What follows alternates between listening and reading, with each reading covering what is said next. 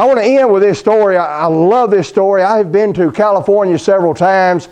I love to visit there. I don't think I'd ever want to live there, but I love to visit there. And if you ever go to California, go and see the sequoia and the redwood trees. They are said to be the oldest living things on this planet. I've done some research on them.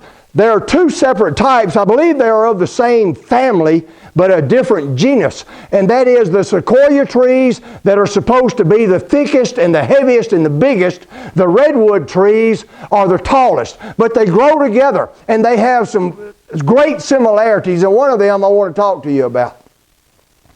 But I want to set the stage by just thinking for a minute.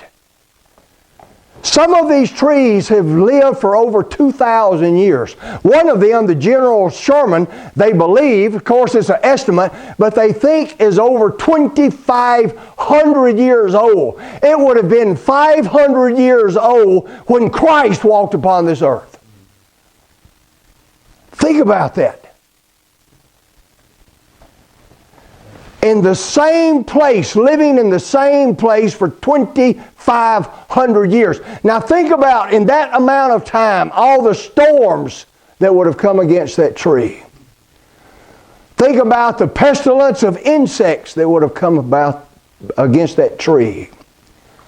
Think about the times there had to be drought to come against that tree. And think about the fires that it had to have lived through. And if you read about the sequoias and the redwoods, they have a similarity that they share.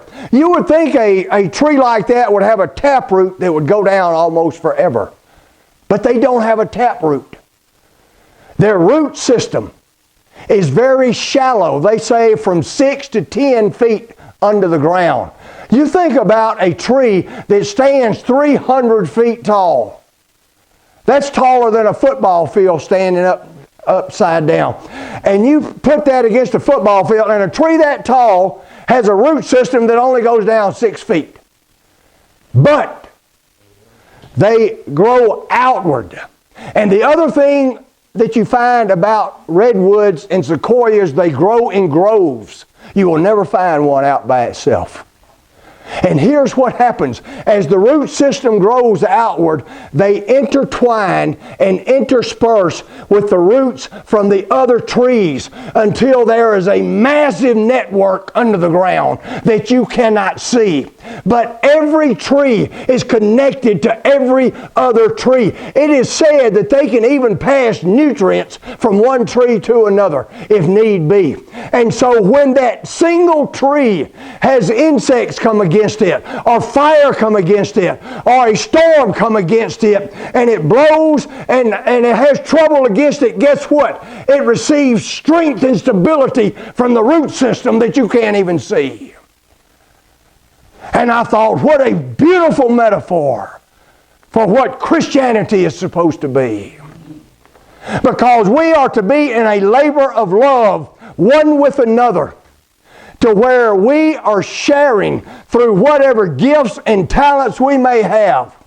And we are forming a complex network, a system, if you will, that most people cannot see. A system of stability, a system of strength, where when death comes to our family, where when illness comes to our family, where when trials comes to our family, where tribulations comes to our family, where when anything comes to us as a single person or as a family, we have the strength and stability of the church that keeps us going.